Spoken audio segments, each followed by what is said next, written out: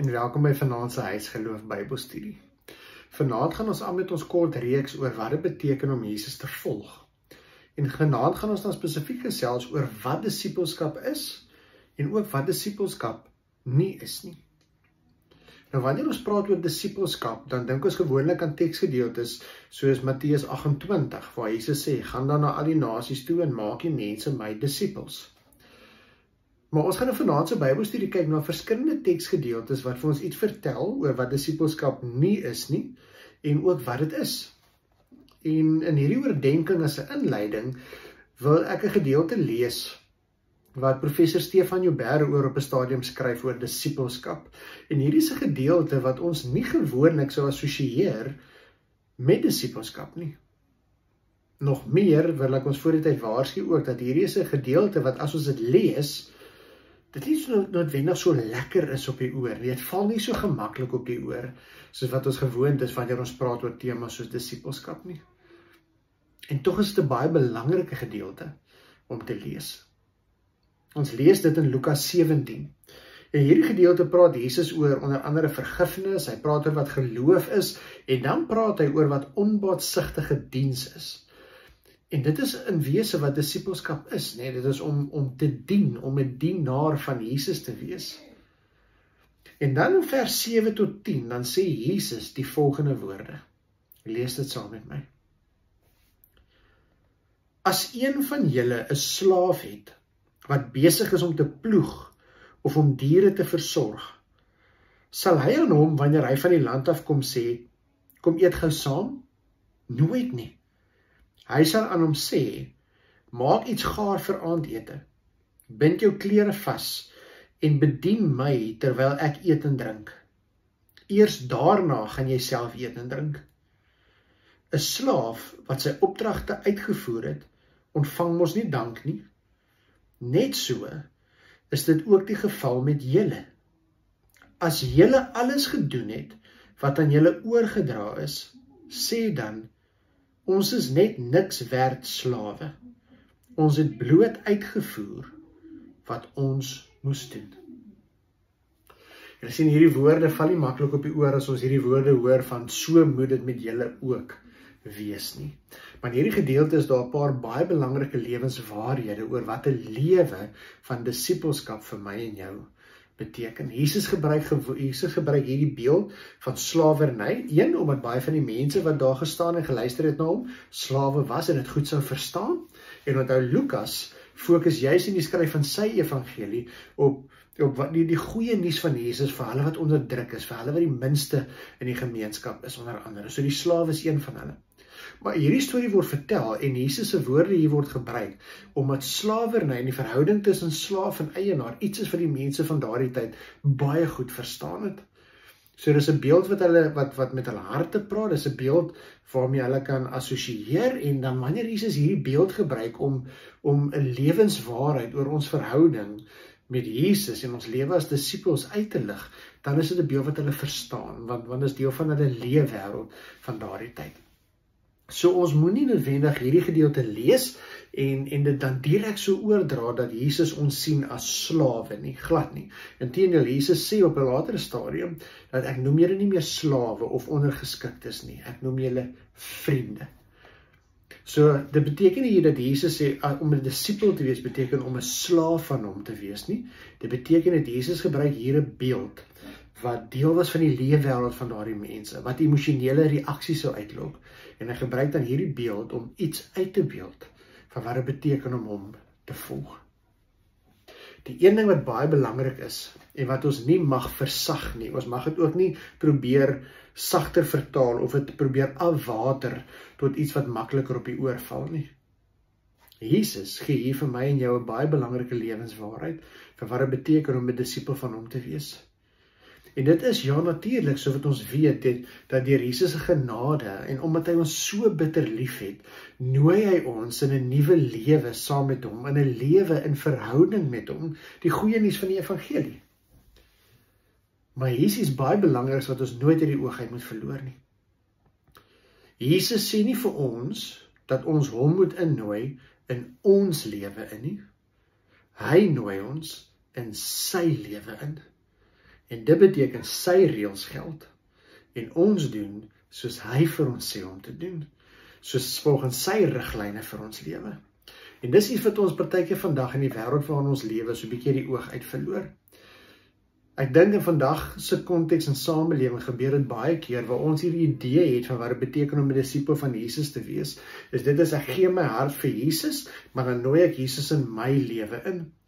En ek vra eintlik vir Jesus om so 'n bietjie in te val by my drome en my planne vir my eie lewe en my eie ideale en dit wat my gelukkig maak. En ek probeer Jesus daarby inpas. So amper asof ek Jesus uitnooi om deel te raak van my storie. En dit is nie die geval nie. Om 'n disipel van Jesus te wees beteken, en ons gaan dit in 'n paar van ons teksgedeeltes vanaand hoor, dat ek my eie lewe neerlê. Ek sterf aan myself, lees ons in die woord. En my lewe maak dan nie meer saak nie. My drome en my ideale en dinge wat my gelukkig maak en wat ek wil soek uit die lewe uit, word eenkant gesit. En van daai oomblikke wat ek my lewe vir Jesus gee, gaan dit oor wat God se wil is, oor wat Jesus se plan is vir my lewe, oor wat Jesus se wil is vir my lewe. Ek lewe volgens sy riglyne vir my lewe. En volgens hierdie beeld van slaaf en eienaar, herinner ons Jesus baie duidelik dat volgens hierdie vergelyking, hierdie gelykenis wat hy vertel, hierdie beeld wat hy gebruik, Jesus is die eienaar. Ons is die slaaf, nie andersom nie. En dit is baie belangrik dat ons dit sal besef. En dat ons eerlik vir onsself afvra of ons bereid is om dit te doen.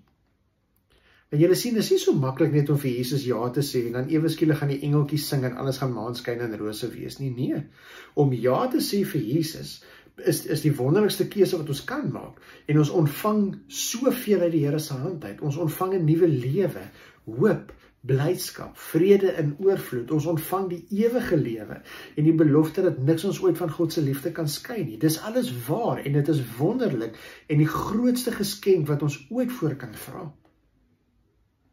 Maar 'n lewe in gehoorsaamheid aan Jesus is nie maanskyn en rose nie.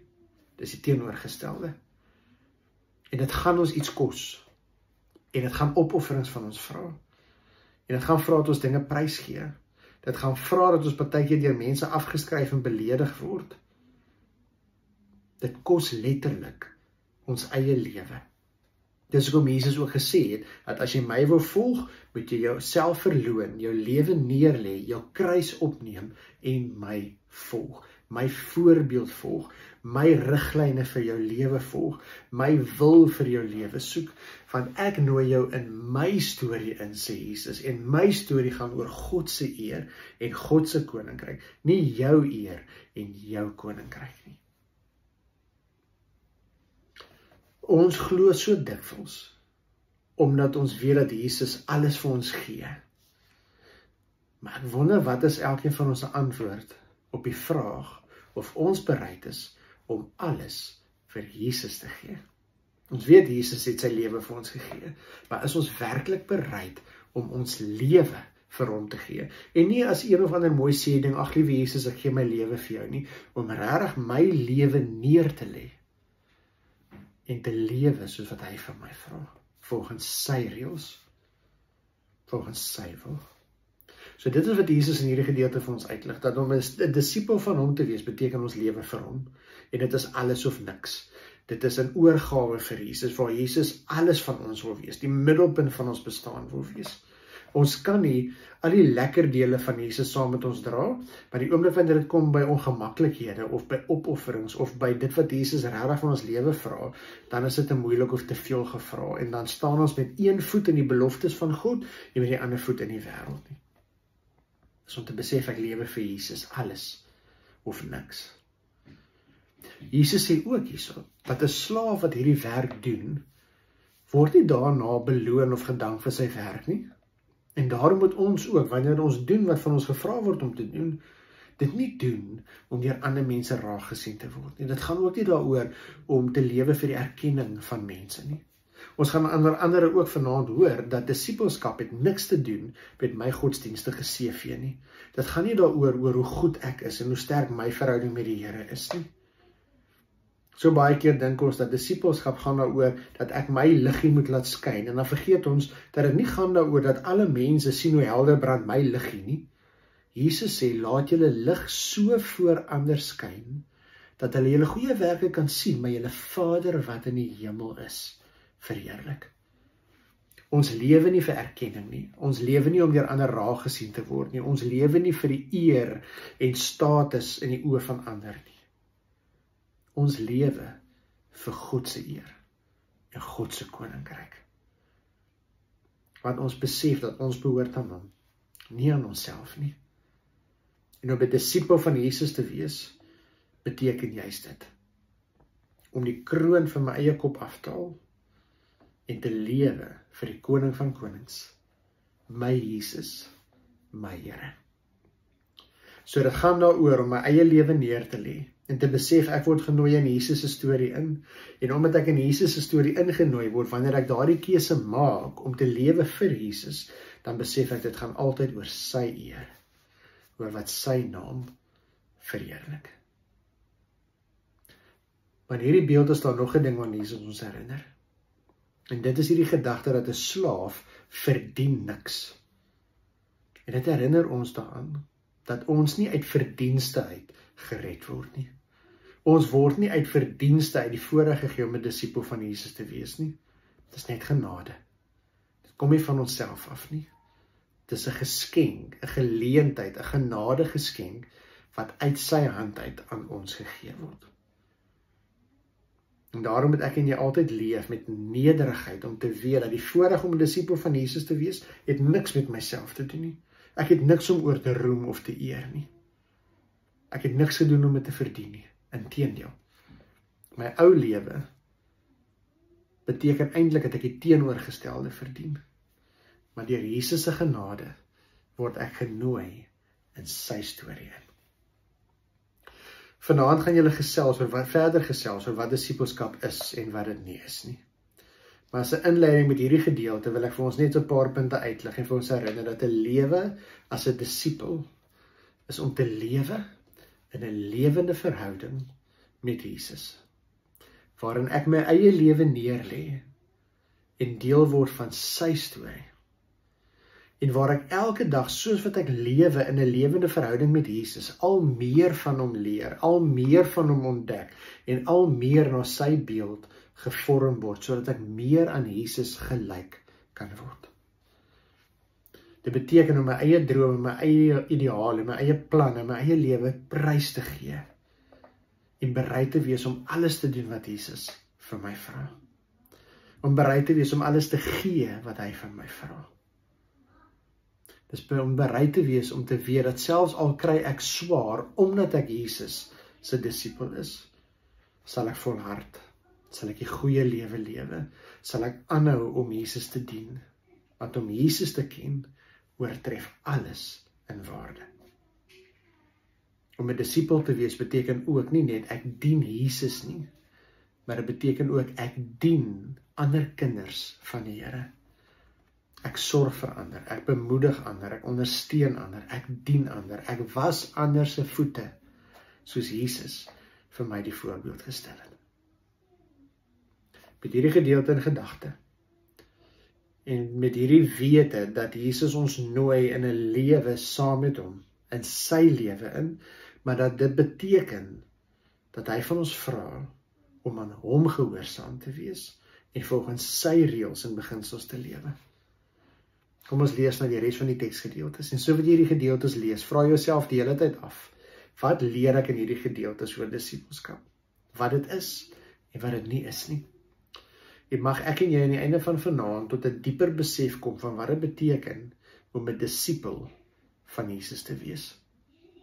En mag ek en jy onder leiding van die Heilige Gees, net soos Paulus en die ander disipels kan sê, dat niks anders te maak saak nie, om Jesus te ken en om 'n volgeling van hom te wees, al is dit hoe moeilik en al vra dit hoe baie, oortref alles in waarde. Want om Jesus te ken, is die grootste genade geskenk, en om 'n volgeling van hom te wees, is die grootste voorreg wat ek en jy in hierdie lewe gaan hê.